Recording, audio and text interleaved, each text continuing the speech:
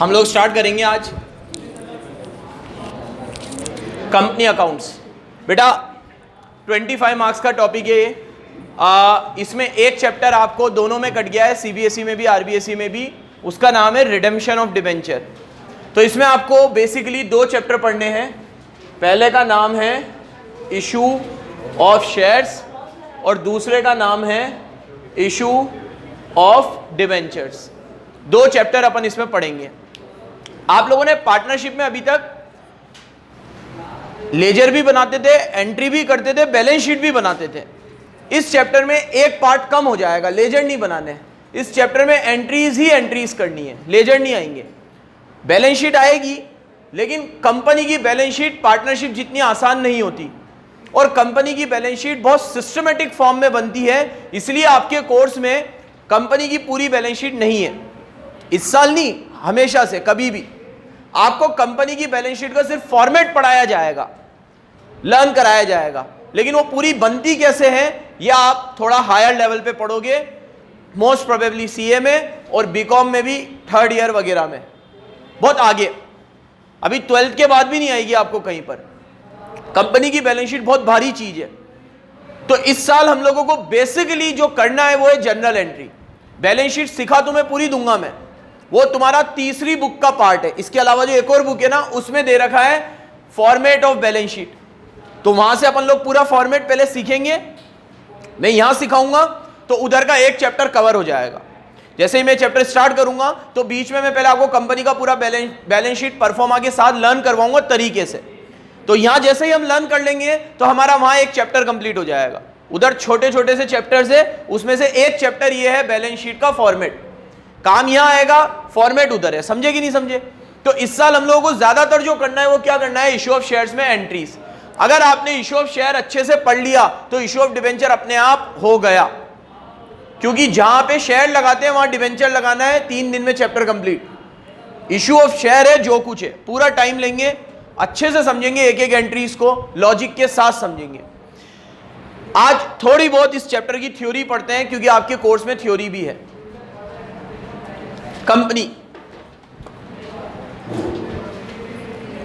Company की एक definition दे रखी है आपको स्टार्टिंग में। Company is a artificial person created by law having separate entity with perpetual succession having a common seal. एक लाइन की डेफिनेशन दिखेगी आपको कंपनी की, ठीक है बेटा? ये तो पार्टनरशिप वाली बुक है, कंपनी वाली है क्या? अच्छा, ये वो है जिसमें दोनों मर्ज है, इसमें थर्ड बुक है पहले। ये तो बस बहुत पतली है, बस सिर्फ कंपनी। तो आपको कंपनी के अंदर क्या बोलती है कंपनी की डेफिनेशन, यहां सुनो ध्यान से। जो डेफिनेशन मैंने अभी आपको बोली ना, वो सारी डेफिनेशन अपन वर्ड टू वर्ड फीचर्स में कवर करते हैं। कंपनी क्या है, यहां देखो, यहां कंपनी क्या है। अरे चुप, कंपनी एक आर्टिफिशियल पर्सन है। आर्टिफिशियल पर्सन जिसे आप देख नहीं सकते, महसूस कर सकते हो। आप और मैं आर्टिफिशियल नहीं है। आप मुझे देख सकते हो, मैं आपको देख सकता हूं, ठीक है? मैं इसको टच कर सकता हूं, ये मुझे टच कर सकता है, क्योंकि हम आर्टिफिशियल नहीं है। कंपनी है, एग्जिस्टेंस में तो है, बट मैं उसे टच नहीं कर सकता, मुझे पता है वो। तो कंपनी एक आर्टिफिशियल पर्सन है जो एक सेपरेट आइडेंटिटी रखता है अपने मेंबर से। जैसे धीरूभाई अंबानी ने रिलायंस इंडस्ट्री स्टार्ट करी, आज धीरूभाई अंबानी मर गए, रिलायंस आज भी है। मुकेश अंबानी है, कल कदाच उन्हें भी कुछ हो जाए, उनके बच्चों को भी कुछ हो जाए, किसी को कुछ ना हो, भगवान करे सबको सलामत रखे, लेकिन कुछ हो जाए तो भी रिलायंस की एग्जिस्टेंस पे कोई फर्क नहीं पड़ेगा। कंपनी की यह खासियत है। पार्टनरशिप में ऐसा नहीं है। आज मुझे कुछ हो जाए तो बीसीसी डिसॉल्व हो जाएगी। अब मुर्तुजा और अब्देली वापस उसे चलाना चाहे वो उनकी विल है, बट मेरे मरने के बाद एक बार तो ये फर्म डिसॉल्व होगी, टूट के भले दोबारा बन जाएगी। डेथ में पढ़ाया था कि एक बंदा जब मर जाए तो फर्म डिसॉल्व हो जाती है, वापस से चलाना चाहो चलाओ, बट एक बार बंद तो जरूर होगी। लेकिन कंपनी में ऐसा नहीं है। कंपनी के मेंबर्स मरे या जिए, कंपनी की आइडेंटिटी पे कोई फर्क नहीं पड़ता। तो ये कंपनी है। तो अब कंपनी के बारे में जो भी बताया वो एक एक करके इसके एसेंशियल एलिमेंट में बता रखा है। एक बार तो एग्जाम में 3 नंबर में ये आ गया थ्योरी में, एसेंशियल एलिमेंट समझाओ। तो इसीलिए इसकी थ्योरी आती है। पार्टनरशिप में आपको कहीं पे भी थ्योरी नहीं पढ़ाई, आती ही नहीं है, यहां आएगी। पार्टनरशिप में थ्योरी आई भी सही ना तो प्रैक्टिकल वाली थ्योरी आएगी। जैसे what is the formula of calculating goodwill by average profit method, अब ये तो प्रैक्टिकल है, average profit into number of year purchase, practical हुआ ना। What is the formula of super profit, average profit minus normal profit. तो partnership में theory आई तो practical वाली आएगी, इसमें प्योर थ्योरी आएगी। देखो कंपनी का पहला फीचर सेपरेट लीगल एंटिटी। बेटा कंपनी की आइडेंटिटी उसके मेंबर्स की आइडेंटिटी से अलग होती है। आज Shabbir BCC, BCC Shabbir, identity में कोई फर्क नहीं है। आज अगर इसने मेरे साथ कॉन्ट्रैक्ट किया मतलब बीसीसी से कॉन्ट्रैक्ट किया, बीसीसी से कॉन्ट्रैक्ट किया मतलब मेरे साथ कॉन्ट्रैक्ट किया। कंपनी में ऐसा नहीं है। कंपनी में मेंबर की आइडेंटिटी अलग है, कंपनी की आइडेंटिटी अलग है। आज अगर प्रशांत ने रिलायंस का एक शेयर खरीदा, रिलायंस का एक शेयर 10 रुपए का है, प्रशांत ने खरीदा 10 रुपए का एक शेयर, तो ये अगर ये बोले कि मैं रिलायंस का मालिक हूं तो ये बोल तो सकता है, क्योंकि शेयर होल्डर कंपनी के मालिक होते हैं। तो प्रशांत बोल तो सकता है कि मैं कंपनी का क्या हूं, मालिक हूं। तो फिर मैं इससे बोलूंगा मेरे को रिलायंस से 10 करोड़ रुपए लेने ला दे, पैसे तो मालिक से ही लूंगा। तो क्या रिलायंस की लायबिलिटी इसकी हो गई या इसकी लायबिलिटी रिलायंस की हो गई? ना, इसकी आइडेंटिटी अलग, रिलायंस की आइडेंटिटी अलग, डिस्पाइट ऑफ द फैक्ट कि he is member of Reliance. तो सेपरेट लीगल एंटिटी मतलब कंपनी की और मेंबर की आइडेंटिटी क्या होती है, अलग अलग, दोनों एक नहीं होती, सेपरेट। अब भले वो बात अलग है कि कंपनी को बनाने वाले मेंबर ही है, उसमें पैसा मेंबर का लगा हुआ है, बट उनकी आइडेंटिटी अलग है, कंपनी की आइडेंटिटी अलग है, separate. Second point perpetual secession, बहुत इंपॉर्टेंट पॉइंट है जो अभी समझा रहा था। परपेचुअल ससेशन का मतलब होता है कंपनी की आइडेंटिटी पे मेंबर के जीने या मरने से कोई फर्क नहीं पड़ता। मेंबर मरे या जिए, company will go on and on and on and on, company हमेशा जिएगी। आज अगर किसी कंपनी के अंदर, किसी कंपनी की कोई, अभी आपको पढ़ाऊंगा, पब्लिक कंपनी खोलने के लिए 7 मेंबर चाहिए होते हैं, तो मिनिमम 7 मेंबर चाहिए। अब 7 से अगर 70,000 हो गए और 70,000 में से 1,000 मर गए तो भी कंपनी की आइडेंटिटी पे कोई फर्क नहीं पड़ेगा। और पार्टनरशिप में एक पार्टनर भी मर गया तो पार्टनरशिप फॉर्म डिसॉल्व हो जाएगी। क्या हो जाएगी? फिर आप वापस बार बार बोल रहा हूं, वापस चलाना चाहो चला सकते हो, लेकिन पहले डिसॉल्व होगी। पुरानी वाली पार्टनरशिप डिसॉल्व होगी, नई वाली पार्टनरशिप उसके बाद वापस से स्टार्ट होंगी। कंपनी में ऐसा नहीं है। कंपनी में मेंबर्स में come, members may go, but identity of company will remain same. ठीक है, it will go on and on and on despite of the death of member. भले मेंबर मर जाए, भले मेंबर पागल हो जाए, कुछ भी हो जाए, कंपनी की आइडेंटिटी पे कोई फर्क नहीं पड़ेगा। चलो, परपेचुअल ससेशन, ये अगला पॉइंट है। Limited liability. लिमिटेड लायबिलिटी मतलब क्या? कंपनी में, बराबर सुनना, कंपनी में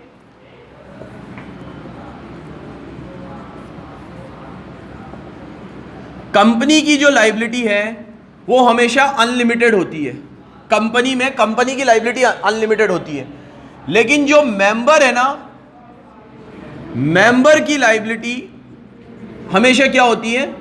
शायद आपने पिछले साल बिजनेस में भी पढ़ा हो, ये आता है ना। ये मेंबर की लायबिलिटी क्या होती है? लिमिटेड। जैसे अभी मैं बता रहा था कि अगर रिलायंस को 50,000 करोड़ का कर्जा है तो वो रिलायंस का कर्जा है, प्रशांत का कर्जा नहीं है। प्रशांत की लायबिलिटी तो लिमिटेड है। सर कहां तक लिमिटेड है? जितने की इसने शेयर खरीदे हैं। जैसे प्रशांत ने 2 शेयर खरीदे हैं, एक शेयर 10 रुपए का है, तो 10 2 20, तो प्रशांत की लायबिलिटी कितनी है? 20। अब कंपनी के ऊपर भले 50,000 करोड़ का कर्जा है, प्रशांत तो कितने रुपए देगा? सिर्फ 20 रुपए देगा, क्योंकि उसकी लायबिलिटी क्या है? लिमिटेड। और अगर वो दे चुका है ना 20 रुपए, तो फिर वो भी नहीं है लायबिलिटी, फिर उसकी लायबिलिटी तो कितनी हो गई? 0। तो याद रखना हमेशा मेंबर की लायबिलिटी क्या होती है? लिमिटेड, लेकिन कंपनी की लायबिलिटी क्या होती है? अनलिमिटेड। कंपनी की लायबिलिटी हमेशा क्या होती है? अनलिमिटेड। आपको पता है कुछ समय में, शायद 2021 या 2022 में, वर्ल्ड की पहली कंपनी रिलायंस बनेगा जो डेब्ट फ्री हो जाएगी। आज आप कितनी भी बड़ी कंपनी ले लो, अमेजॉन ले लो, एप्पल ले लो, माइक्रोसॉफ्ट ले लो, जितनी भी तुम्हें बड़ी बड़ी कंपनियों के नाम याद है उनको देख लो, कोई भी कंपनी की बैलेंस शीट ऐसी नहीं होगी जिसमें डेब्ट ना हो सकता है कि ऐसा? बैलेंस शीट में एसेट साइड होती है तो इधर लायबिलिटी साइड भी होती है, और लायबिलिटी साइड में डेब्ट होता है। डेब्ट मतलब उधारी। रिलायंस का टारगेट है कि 2021 तक उसकी बैलेंस शीट में सिर्फ इक्विटी होगा, लायबिलिटी नहीं होगा। मतलब 100% डेट फ्री हो जाएगी। वो जिसने भी बैंकों से जहां जहां से कर्जा ले रखा है रिलायंस सब उतार देगा, और 2021 या 22 शायद 2022 तक वर्ल्ड की पहली ऐसी कंपनी बन जाएगी रिलायंस जिसकी लायबिलिटी शून्य हो जाएगी। And it would be a great achievement for India also कि वर्ल्ड की ऐसी कंपनी जिसमें डेट नहीं है वो इंडिया में होगी। ठीक है, तो बहुत बड़ा अचीवमेंट है। कोई बड़ी से बड़ी कंपनी ले लो, आप डेट जीरो नहीं हो सकता। इनफैक्ट मेरा तो ये मानना है कि जितने ऊपर स्तर पे जाते हैं कर्जा और ऊपर बढ़ता है। आज अब हम बोलते हैं ना इसको पैसों की क्या जरूरत है, तो खूब कमाता है, तो उससे पूछना उसका खर्चा भी वैसा होगा, फिर वो जैसा कमाता होगा उसका स्टैंडर्ड ऑफ लिविंग भी वैसा मेंटेन होगा। कंपनी में भी ऐसा ही है, जितनी ऊंची कंपनी होगी उनका पेट नहीं भरेगा। आज रिलायंस के कितने बिजनेस है, 10,000 से ऊपर बिजनेस है। कहां नहीं है रिलायंस, हर जगह। स्टील में रिलायंस है, आयरन में रिलायंस है, मूवीज बनाता है रिलायंस, पेट्रोल पंप रिलायंस के हैं, टेलीकम्युनिकेशन रिलायंस है। कहां नहीं है, कहां। कपड़े आर मार्ट है उनका, हाँ ज्वेलरी बनाता है, 10,000 प्लस बिजनेस है उनके, 10,000 प्लस। तो ये सारे बिजनेस अपने पैसों से चल सकते हैं क्या? ना, बैंकों से ये लोग लोन उठाते हैं अच्छा खासा। तो हर कंपनी का लोन तो होता ही है बैलेंस शीट में, लेकिन उन्होंने टारगेट बनाया है कि हम 2022 तक लोन फ्री हो जाएंगे। कैसे, वो उन्होंने सोचा होगा कुछ, जियो से अच्छा प्रॉफिट हो गया होगा। ठीक है, अब कंपनी की लायबिलिटी क्या होती है? अनलिमिटेड होती है, और मेंबर की लायबिलिटी क्या होती है? लिमिटेड होती है। आगे कॉमन सील। बेटा कंपनी की एक कॉमन सील होगी। कॉमन सील मतलब थप्पा, थप्पा याद है ना, सील मतलब।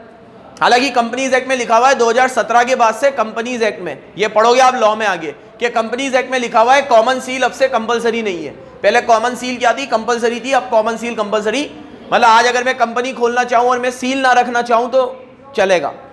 लेकिन फिर ये है प्रॉब्लम कि सर एक तरफ तो आप बोल रहे हो कंपनी आर्टिफिशियल पर्सन है, और एक तरफ बोल रहे हो कॉमन सील भी कंपलसरी नहीं है, तो वो डॉक्यूमेंट पे फिर ऑथेंटिकेट कैसे करेगी? आज अगर मेरे पास ये कोई डॉक्यूमेंट लेकर आए तो मैं तो अपने साइन कर दूंगा, कंपनी को साइन करने तो कंपनी तो है ही नहीं। एक तो आप बोल रहे हो आर्टिफिशियल है, फिर सील अलग नहीं है, तो उसमें इन्होंने ये रखा है कि जहां जहां पे सिग्नेचर की जरूरत होगी वहां पे 2 डायरेक्टर साइन करेंगे कंपनी के। कौन करेंगे? 2 डायरेक्टर। ये आगे जाके लॉ की बात है, अभी 12th से कोई लेना देना नहीं है, ऐसे नॉलेज के लिए बता रहा हूं। कॉमन सील कंपलसरी नहीं है। पहले कॉमन सील कंपलसरी थी 2017 तक, तो 2017 में गवर्नमेंट अमेंडमेंट लेकर आई, चेंज लेकर आई, और कॉमन सील क्या कर दी कि अब कंपलसरी नहीं है। और मेरे को लगता नहीं है कि कोई ऐसी कंपनी होगी जिसकी सील ना हो। यार ठिज्जू मिज्जू जो ऐसे ही छोटी सी फर्म लेके बैठे हो तो उनकी भी सील होती है, तुमने देखा है।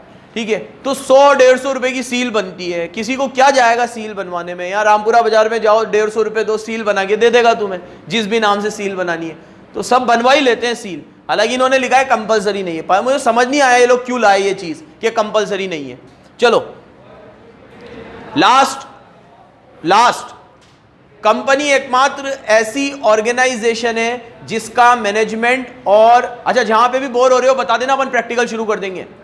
ठीक है, जहां पे भी फटाफट, मतलब बोर इन दी सेंस तुम्हें लगे सर ये तो पढ़ रखा है 11th में, मेरे को नहीं पता तुमने पढ़ा है नहीं पढ़ा। 11वीं में मेरे को पता है तुम कितने पढ़ते हो, पढ़ जाते हो घर जाके।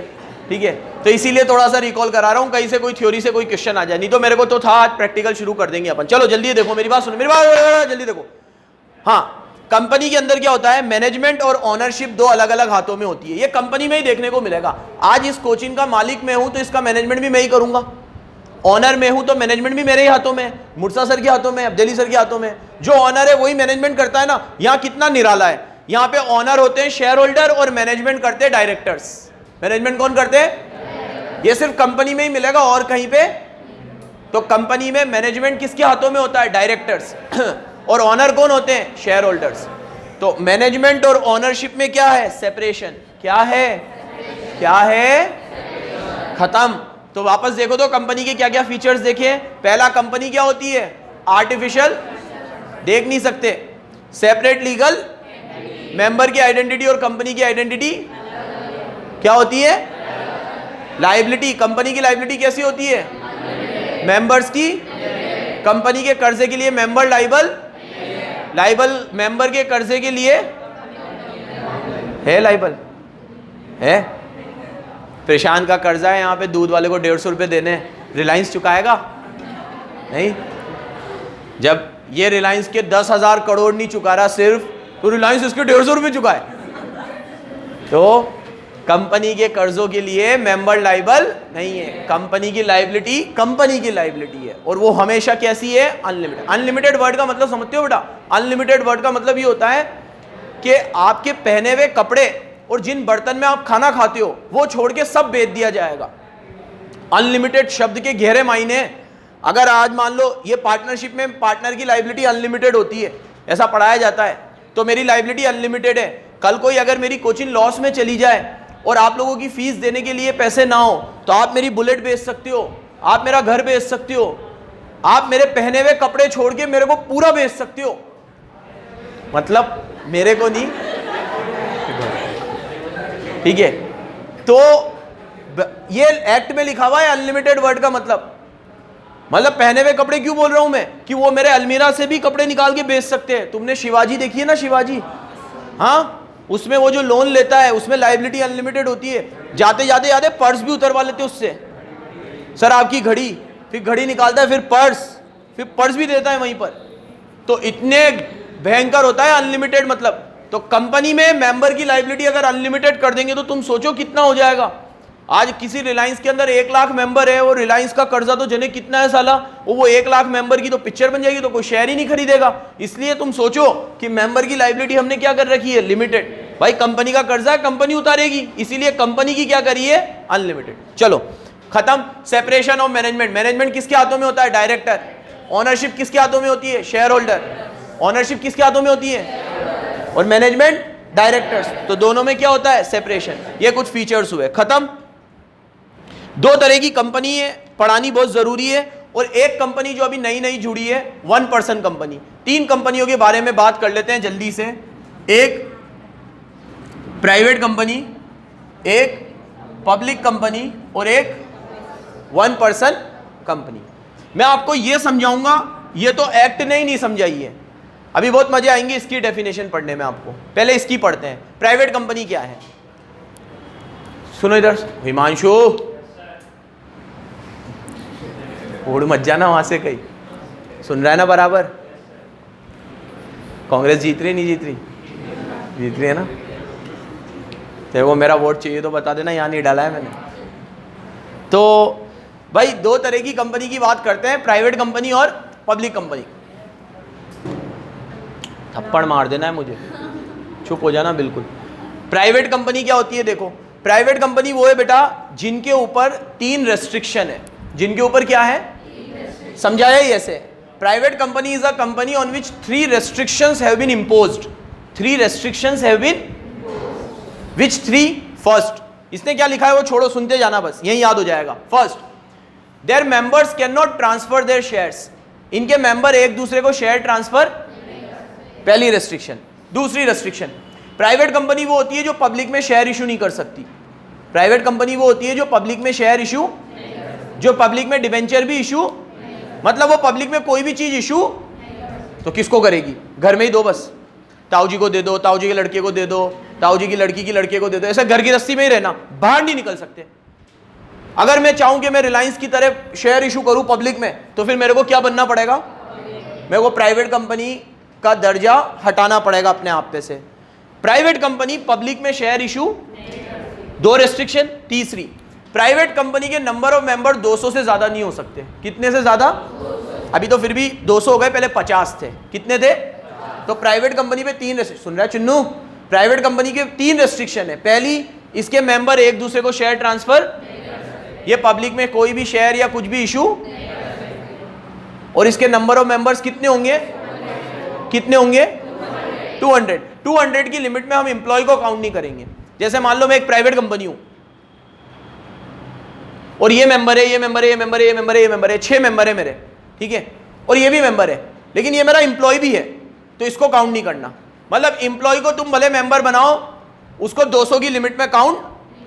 मतलब एक क्वेश्चन आया था एग्जाम में कि एक प्राइवेट कंपनी में 1000 मेंबर है, तो बताओ प्राइवेट कंपनी है कि नहीं है? ब्रैकेट में लिखे हुए थे 815 उनके एम्प्लॉय ही थे। तो 1000 में से 815 तो हटा ही दो, एम्प्लॉय को काउंट नहीं करते। तो 1000 में से 815 गए, कितने बचे? 185। क्या 185 200 से कम होता है? महक पक्का? Are you sure? महक ने कह दिया, फिर क्या दिक्कत है? 185 200 से और मैंने कहा जिनके मेंबर 200 से कम होते हैं वो प्राइवेट होती है। तो आपका आंसर था yes it is a private because employ को काउंट, ये छोटी छोटी चीजें याद रखना, याद रखोगे। तो 3 रेस्ट्रिक्शन क्या है प्राइवेट कंपनी पे, वापस देखो। पहली, ये पब्लिक में शेयर इशू, इनके मेंबर एक दूसरे को शेयर ट्रांसफर, इनके नंबर ऑफ मेंबर मैक्सिमम कितने होंगे, वो 200 में भी एम्प्लॉय को काउंट। Very good. अब पब्लिक कंपनी की डेफिनेशन, 1 करोड़ की डेफिनेशन है, अ company which is not a private company is a public company. ठीक है, 1 करोड़ की डेफिनेशन है दीपिक्षा, 1 लाख में लेगी, बहुत महंगी है ना। इसमें देखो यही है डेफिनेशन, पब्लिक कंपनी की डेफिनेशन पढ़ो, a company which is not a private company is a public company. दे रखा है public company. Public company means a company which is not a private, क्या सड़क छाप डेफिनेशन है ये। ठीक है, इससे पूछा है दीपिक्षा से, वो is Murtaza sir, sir which is not Shabbir sir is Murtaza sir, ये कोई डेफिनेशन हुई? सड़क छाप डेफिनेशन। डेफिनेशन क्या होनी चाहिए? डेफिनेशन आपके कैरेक्टरिस्टिक्स को बयां करे। किसी चीज को डिफाइन करो तो ऐसे डिफाइन करो कि वो आपको बताएगी वो चीज क्या है। ये डिफाइन थोड़ी कर रही है, मतलब कंपनी जो प्राइवेट कंपनी नहीं होती वो पब्लिक कंपनी, तो फिर पहले मैं प्राइवेट पढ़ूं, फिर वहां से पता चलेगा कि पब्लिक कंपनी। तो मैं इसको ऐसे लिख सकता हूं, पब्लिक कंपनी वो होती है जिसके नंबर ऑफ मेंबर 200 से ज्यादा होते हैं। हाँ, पब्लिक कंपनी वो होती है जो पब्लिक में शेयर इशू, पब्लिक कंपनी वो होती है जिसके मेंबर एक दूसरे को शेयर ट्रांसफर, ऐसे बनाएंगे ना अपन। अच्छा, पुराने वाले एक्ट में भी यही थी, कंपनीज एक्ट, ये नया आया है 2013 में, पुराना वाला एक्ट था 1956 का, 1956। ये गधे 2013 में भी वैसा ही लाए। ठीक है, 1956 में आया था, वो पुराना वाला था, बहुत सारे लूप होल्स थे उसमें, तो 2013 में नया आया। हम लोगों ने तो क्या दोनों पढ़े थे, ये 2013 में आया था तो एप्लीकेबल 2014 से हुआ था। तो 2013 में मैंने, 2012 में मैंने आईपीसीसी दी थी सीए में, तो आईपीसीसी में हमें पुराना वाला एक्ट चलता था 1956 वाला। फिर 2014 में नया आया, 2014 में मैं सीए फाइनल में आ गया तो फिर नया आ गया मरा, तो वो पुराना पढ़ा था वो तो सब वेस्ट गया, फिर ये नया भी पढ़ा, तो दोनों पढ़े। दोनों में ये डेफिनेशन, वहां पे भी यही थी। पब्लिक कंपनी की डेफिनेशन क्या है, जो प्राइवेट कंपनी नहीं हो रही, यहाँ पे भी यही है। अभी शेयर्स में भी ऐसा ही होगा, 2 तरह के शेयर होते हैं, preference share, equity share. Preference share पूरा समझा देगा, इक्विटी शेयर के लिए लिखेगा, जो प्रेफरेंस शेयर नहीं होते वो क्या होते हैं, इक्विटी शेयर होते हैं। ये इनका बहुत बढ़िया है, मस्त। ठीक है, खत्म। तुम मत लिखना ये, अगर तुम्हें पब्लिक कंपनी आए तो तुम प्राइवेट कंपनी के पॉइंट को उल्टा करके लिखना, ज्यादा बेटर है। ये वाली भी लिखना सड़क छाप, और करके मेरी वाली भी लिखना, लिखेगा। चलो बढ़िया। तो ये हो गई प्राइवेट कंपनी और पब्लिक कंपनी, खत्म हुआ भाई। ये एक नई जुड़ी है अभी, ओपीसी, 1 पर्सन। बेटा पहले क्या होता था कि यार, आपको अभी पढ़ाऊंगा, मतलब बता ही देता हूं, प्राइवेट कंपनी खोलने के लिए मिनिमम 2 मेंबर चाहिए यहां, और पब्लिक कंपनी खोलने के लिए मिनिमम, शायद पढ़ा भी होगा ये आपने, यहां 2 चाहिए और यहां। और कंपनी खोलने के बाद क्या होता है बेटा, कंपनी में झोल झमेले बहुत है, पेपर वर्क बहुत होता है। कंपनी ऊपर से जितनी अच्छी दिखती है ना, उतने ही झोल झमेले, पेपर वर्क बहुत है। अभी हमारे दोस्त होते हैं ना, कई सारे दोस्त आते हैं, यार भाई मुझे कंपनी को, नया बिजनेस शुरू होता है, थोड़ा सा बिजनेस ग्रो करने लगता है, तो आके बोलते हैं यार हम कंपनी में कन्वर्ट करना चाहते हैं। तो फिर हम जो उनको पूरी तरीके से राय देते हैं ना, तो फिर वो आ जाते हैं औकात पे, नहीं ऐसे चलने। वो हम लोग बोलते हैं फिर कि कंपनी की एक सबसे खराब चीज़, कंपनी को हर साल ऑडिट करवानी पड़ती है। अब एक चार्टेड अकाउंटेंट ऑडिट करने के 10-15 हज़ार रुपये लेगा पहले, फिर रिटर्न वगैरह फाइल करने पड़ते हैं, ऐसे बहुत सारे पेपर वर्क होते हैं। तो हम उनको बोलते हैं भाई अगर तू कंपनी में कन्वर्ट करेगा तो कम से कम आज मैं तेरे से 2,000 रुपये अगर साल भर के लेता हूँ ना, तो वो 20,000 बन जाएंगे। मेरी फीस बता रहा हूँ मैं, फिर जो पेपर वर्क है वो तो अलग है, मेरा नुकसान ही होता है, लेकिन एक फेयर एडवाइस की तरह दोस्तों को। तो बाकी कोई आए तो हाँ खोल ले भाई, ठीक है, लेकिन दोस्तों को तो हम यही बोलते हैं कि भाई जब तक ज़रूरत ना पड़े मत खोल, पेपर वर्क बहुत है।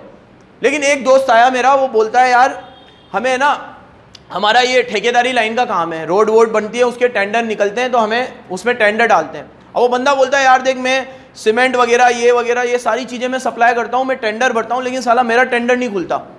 हमेशा वो लोग कंपनी को प्रेफरेंस देते हैं, जैसे अगर ये लगा देगी ना हर्षिता लिमिटेड, तो पहले इसको दे देंगे, ठीक है, ये लगा देगी वंशिका प्राइवेट लिमिटेड, तो इसको भी दे देंगे प्राइवेट लिमिटेड, ये प्राइवेट कंपनी, और लिमिटेड मतलब ये पब्लिक कंपनी है।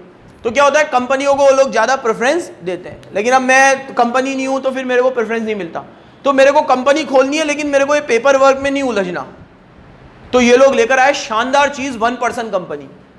एक बंदा भी कंपनी खोल सकता है और आपको पेपर वर्क भी नहीं करना पड़ेगा। एमसीए की साइट पे जाना है, रजिस्टर होना है, विद इन 2 डेज आपकी कंपनी खुल जाएगी। इतना शानदार काम है, इसे हम 1% कंपनी कहते हैं।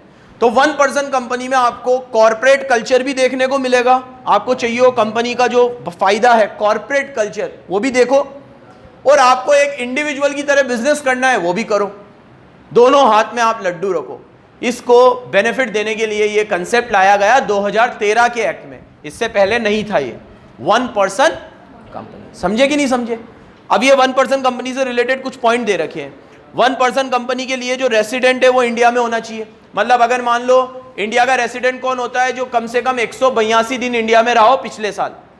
मेरा भाई है, उसकी जॉब है अभी दुबई में, तो वो दुबई है, तो वो इंडिया का रेसिडेंट नहीं है। नेशनल इनकम में सब पढ़ा चुका मैं तुम्हें, वो इंडिया का रेसिडेंट नहीं है। सिटीजन है इंडिया का, लेकिन रेसिडेंट अभी इंडिया का, उसका सेंटर ऑफ इंटरेस्ट इंडिया, याद है ना? तो अब मेरे भाई की जो मैं बात कर रहा हूं, वो तो मैंने नेशनल इनकम में तो सेंटर ऑफ इंटरेस्ट पढ़ाया था। मैंने कहा था ना तुम्हें, centre of interest proper word नहीं है। नेशनल इनकम में कहा था रेसिडेंट की परिभाषा क्या होती है, जो पिछले साल कम से कम 182 दिन कहां रुका हो, इंडिया में। प्रॉपर डेफिनेशन ये है, लेकिन नेशनल इनकम में वो लोग चेंज नहीं करते। तो मेरा भाई 182 दिन इंडिया में नहीं था पिछले साल, क्योंकि वो तो दुबई में जॉब कर रहा है, तो वो इंडिया का रेसिडेंट नहीं है, तो वो ओपीसी नहीं खोल सकता। ओपीसी सिर्फ कौन खोल सकते हैं, जो भारत के रेसिडेंट है। भारत के कौन है, रेसिडेंट।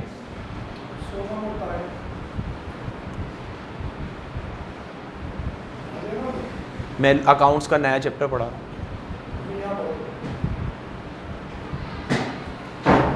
ठीक है बेटा।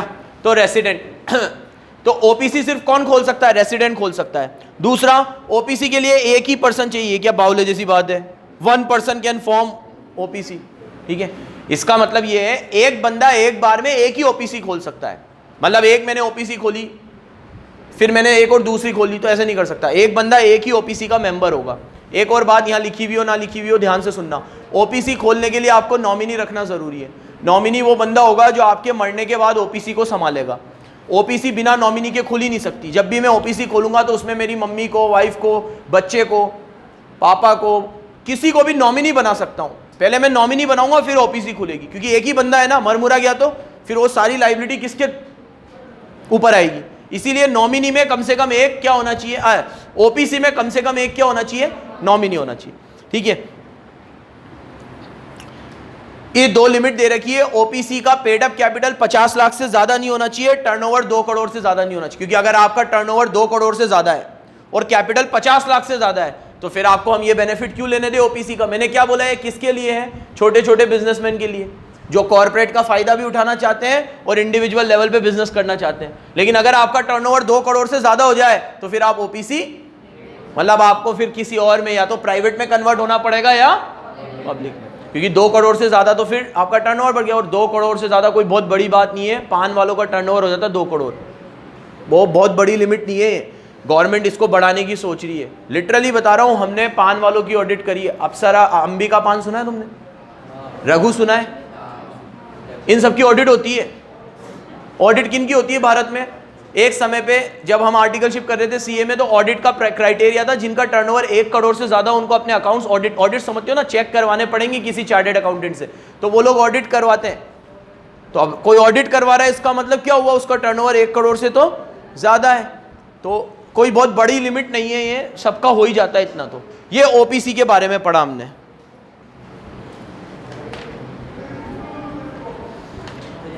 अब एक लास्ट टॉपिक में आज के लिए बस, और कल से हम इसका प्रैक्टिकल शुरू करेंगे।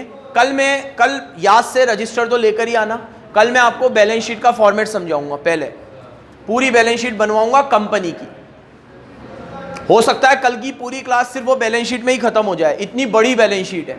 लेकिन वो एक क्लास में आपका 3rd बुक का एक चैप्टर कवर हो जाएगा। इसके बाद जो बुक है, फिर बोल रहा हूं, इसके बाद जो बुक है उसमें बैलेंस शीट का फॉर्मेट दे रखा है चैप्टर नंबर 1 में।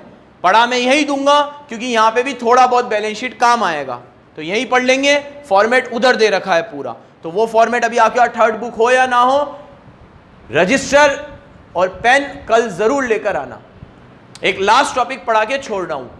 मैंने आपको इतनी सारी रामायण बताई, लेकिन इस चैप्टर का नाम है इशू ऑफ शेयर्स। तो शेयर्स के बारे में अभी तक कुछ नहीं बताया, तो अब पढ़ लेते हैं थोड़ा शेयर्स के बारे में। क्या समझते हो शेयर्स वर्ड से, क्या समझते हो? अभी जब भी मैं स्कूल में वाइवा लेने जाता हूँ ना, तो किसी भी बच्चे से शेयर्स पूछता हूँ, बेटा what do you mean by shares, तो वो ये बोलता है sir there are 2 types of share, equity share and preference share. ठीक है, तो ये जवाब हुआ। आप बता रहे हो शेयर्स के टाइप्स, मैं पूछ रहा हूँ शेयर्स क्या है? बता सकता है कोई? What do you mean by shares? आपने अपनी जिंदगी में बहुत बार ये वर्ड सुना होगा शेयर्स। अरे बैठ जाए तब फोन में आराम से, वो लेटे लेटे देख रहे होंगे वीडियो, तू खड़ा हो रहा है।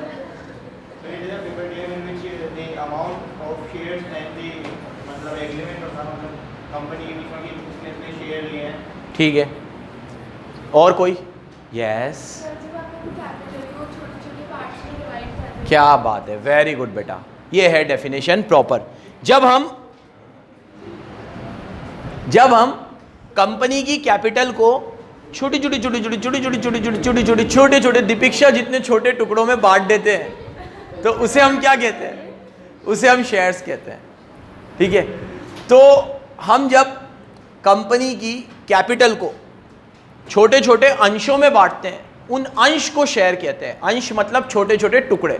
जैसे आज मान लो ये कोचिंग खोलने के लिए 3 लाख रुपए की ज़रूरत थी, तो मैंने मुर्तज़ा सर ने, अब्देली सर ने 1-1 लाख रुपए लगा दिए, ये हमारी कैपिटल हो गई। अब ऐसे ही कंपनी खोलने के लिए 3 लाख रुपए की ज़रूरत है, तो वहाँ पे मैंने कहा यार 3 लाख रुपए है ना, एक साथ तो कोई देगा नहीं, अपन एक काम करते हैं, अपन 3 लाख को 30,000 टुकड़ों में बांट देते हैं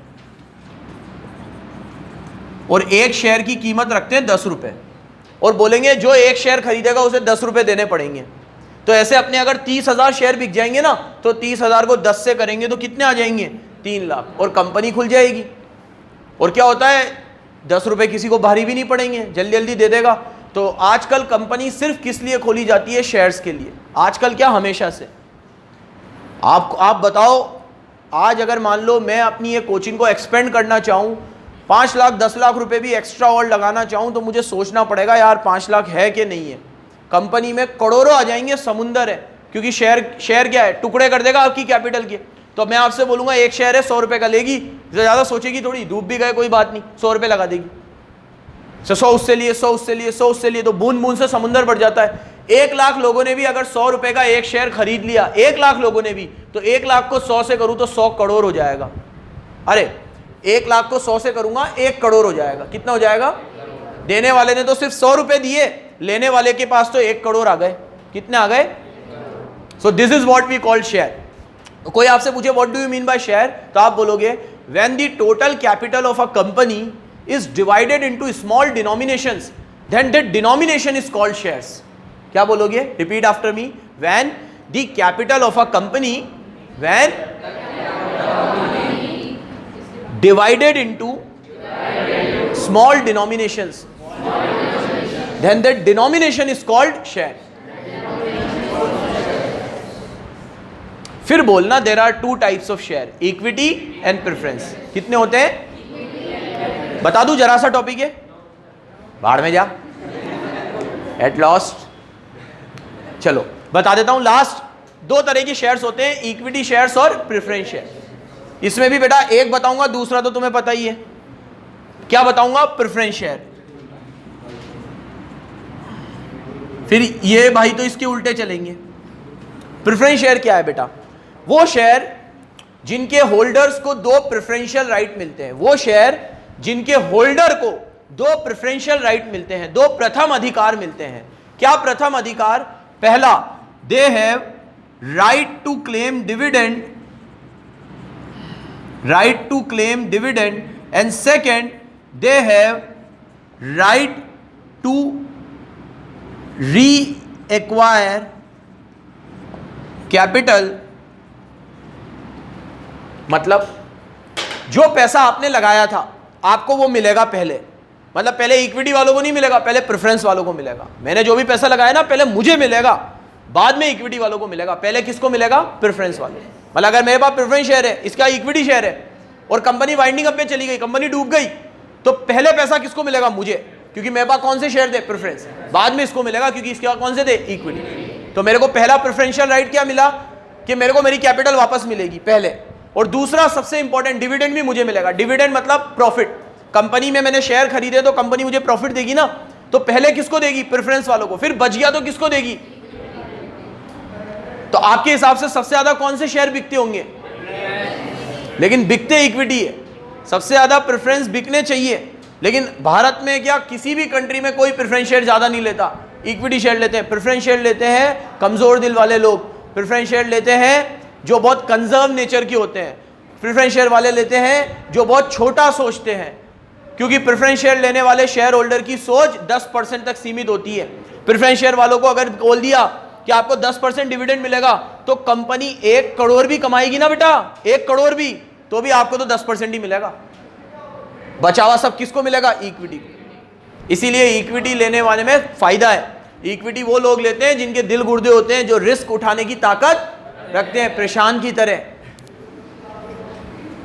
ठीक है। मेरी तरह जो कंजर्व नेचर के लोग होते हैं, कमजोर दिल वाले लोग होते हैं, वो तो क्या लेते हैं? Preference share. मैं तो लेता ही नहीं हूं कुछ भी, कोई से भी शेयर, ठीक है, पढ़ा रहा हूं, बढ़िया कमा रहा हूं, क्या जरूरत है? क्यों बेटा? तो प्रेफरेंस शेयर हमेशा कौन लेते हैं बेटा? जिनको एक फिक्स सोर्स से इनकम चाहिए। लेकिन अभी हमें इससे मतलब नहीं है कौन क्या लेता है। हमें एग्जाम में पूछेगा प्रेफरेंस शेयर क्या है, क्या बोलोगे? सुनो इधर, preference share holders are, preference shares are those shares whose holder will get 2 preferential right, जिसके होल्डर को 2 प्रथम अधिकार मिलेंगे। Which preferential right? They will get dividend before equity holders, they will get capital before equity holders. इनको अपनी capital भी पहले मिलेगी और इनको डिविडेंड भी पहले। फायदा है ना? एक तरीके से प्रेफरेंस शेयर में रिस्क खत्म हो जाती है, डिविडेंड भी आपको पहले मिलेगा, कैपिटल भी आपको। फिर भी लोग इक्विटी प्रेफरेंस नहीं लेते, क्योंकि बेटा अगर आपको रिस्क नहीं लेनी तो आप शेयर ही क्यों ले रहे हो? एफडी करा लो, एफडी करा लो, एफडी में मिल जाएगा आपको। प्रेफरेंस शेयर में क्या डिविडेंड दे देगी कंपनी आपको? 8%, 10%। 10% तो कोई भी बैंक आपको एफडी में भी दे देगा, और एफडी में तो रिस्क है ही नहीं। एफडी में तो एकदम सिक्योर है ना, एफडी में तो एक बार पैसा लगा दिया, खत्म, भूल जाओ फिर। तो इसीलिए बेटा याद रखना कि एक बार आपने एफडी में पैसा लगा दिया तो डूबेगा ही नहीं। प्रेफरेंस शेयर में तो फिर भी एक चांस है कि डूब जाए। इसीलिए लोग, जिनको प्रेफरेंस लेना है उनके पास दूसरे ऑप्शन है, लेकिन जिनको रिस्क लेना है उनके लिए इक्विटी है। मिल गया तो 10% से ज्यादा ही मिलेगा, नहीं मिला तो फिर कुछ भी नहीं मिलेगा। तो जो लोग रिस्क उठाने की ताकत रखते हैं वो इक्विटी लेते हैं। अच्छा, कोई इक्विटी की डेफिनेशन पूछे तो वही सड़क छाप, the share which is not preference share is a equity share. देखो इसमें लिखा हुआ ही होगा, इसने बाउले ने। पहले प्रेफरेंस शेयर की डेफिनेशन पढ़ो। Preference share are those which carry 2 rights. Preference share वो होते हैं जिनको 2 राइट मिलते हैं। पहला, they have right to receive dividend, underline कर लो, इनको डिविडेंड मिलेगा फिक्स रेट से। दूसरा, when company is wound up they have right to return of capital. आ गई बात, इनको कैपिटल भी पहले मिलेगी, इनको कैपिटल भी पहले मिलेगी और डिविडेंड भी पहले मिलेगा। ठीक है मेरे बच्चों, समझ में आया? प्रेफरेंस शेयर के कुछ टाइप्स भी दे रखे हैं, छोटे छोटे टाइप है, कल देखेंगे। कल 5 मिनट का थ्योरी और है, 5 मिनट का, और फिर मैं बैलेंस शीट का फॉर्मेट समझाऊंगा। धन्यवाद।